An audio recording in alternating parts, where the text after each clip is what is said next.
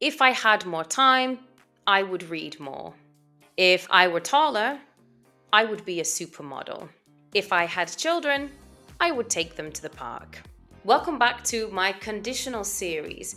This is part 2, the second conditional. This is what we use when we're talking about things that are impossible or unlikely to happen. Hi guys, welcome to my channel. My name is Alice and this is English with Alice B, where you can come to learn English in a clear and simple way without stress. Picture this. You're sitting at work or you're sitting at school and you are daydreaming. So you are fantasizing, you are thinking about another life. We all do it, don't we? You start thinking about what your life would be like if you won the lottery. So you turn to your friend and you say, if I win the lottery, I travel the world. If I will win the lottery, I will buy a mansion. Winning the lottery, unfortunately, is not guaranteed. We cannot say that it will happen. Because we are in this world of fantasy and this world of imagination, our grammar has to change a little. So we have to use the second conditional. We are not talking about what you will do when something happens. No, that's the first conditional. I've done a video on this, which you can find here. Because we're talking about the world of imagination, we have to use the second conditional. By the end of this video, you will know how to talk about your biggest and wildest dreams, what you would do or what you could do if certain circumstances were to happen. Let's talk English.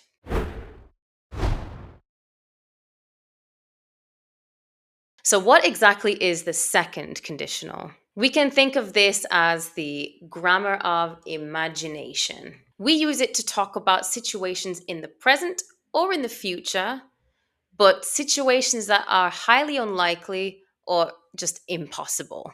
There are things that are completely different from our reality as it is now. So instead of saying, if I win the lottery or when I win the lottery, we would say, if I won the lottery. So let's go into detail and let's first of all look at the formula. How do we make the second conditional? The formula is this.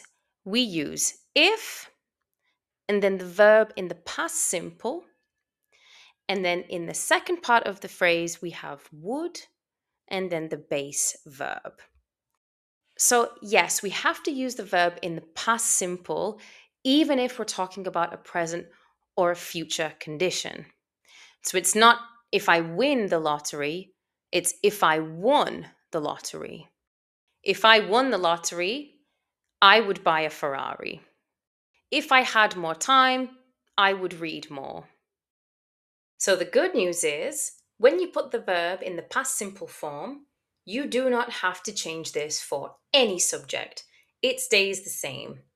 If I won the lottery, if you won the lottery, if she won the lottery, if they won the lottery, if everybody won the lottery. You don't have to worry about the third person or if there's a difference between a single person versus a group of people. No, the past simple verb is the same for all subjects.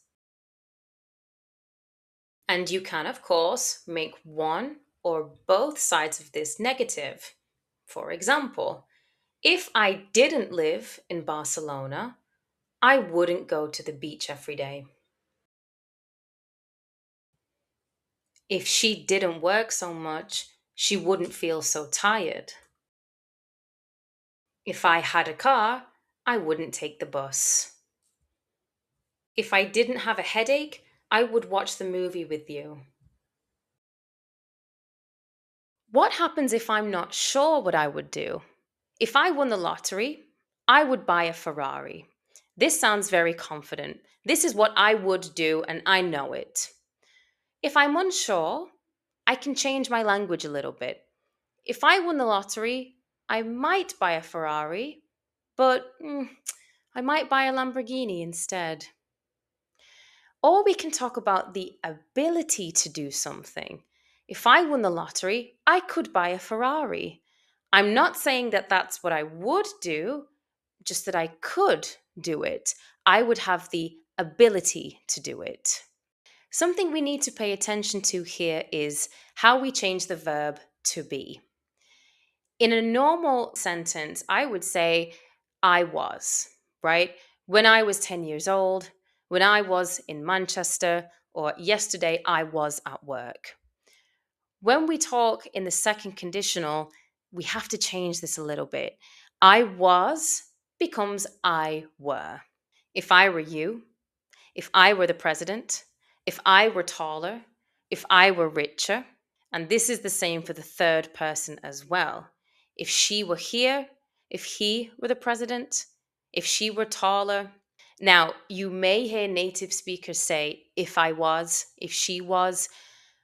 It's understandable, but grammatically speaking, it is wrong. But if you make this mistake, don't worry. It's very, very common, and you won't change the context or the meaning of the sentence. But try to remember, if you want to stay accurate, you need to say, if I were. If I were you. If I were in your position. So if we want the imaginary condition to be more about an ability, we can use could. I can do something is the present way to say, I have the ability to do something. I can sing. I can dance. So we still have to put this into the past. Can becomes could. And then we can add another verb to it. If I could travel, if I could go anywhere in the world, if I could choose a superpower. So let's have a look at how natural this sounds. If you could choose any country to live in, where would you go? If I could speak perfect French, I would move to Paris tomorrow.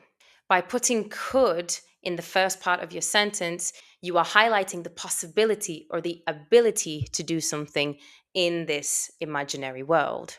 And just like with the first conditional, you can flip these sentences.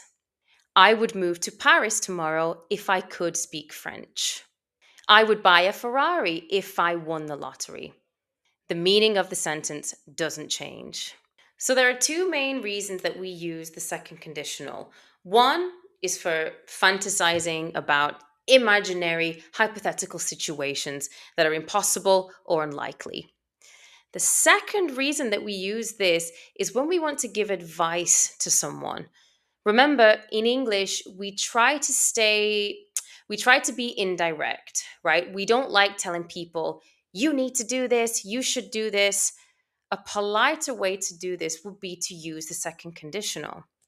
Well, if I were you, if I were in your shoes, if I had to make this decision, if it were me, I would do this. So let's do some practice in the comments below. I have some questions that I would like you to answer, and I want you to write them down below. I will get back to you, letting you know if you've done it correctly. So, if you could travel anywhere in the world, where would you go? If you could choose a superpower, what would it be? And if you won the lottery, what's the first thing you would do? Put your answers down below in the comments and I will let you know what I think of your ideas. We know now how to talk about present and future plans and present and future hypothetical situations. But what happens if we want to reimagine the past? How do we talk about things that we wish could be changed? If something had happened differently, what would have been the consequence? For that, we need to learn the third conditional, and that will be part 3 of this series. So don't forget to subscribe and keep an eye out for the next video. Thanks so much for studying with me, and I will see you next time. Bye.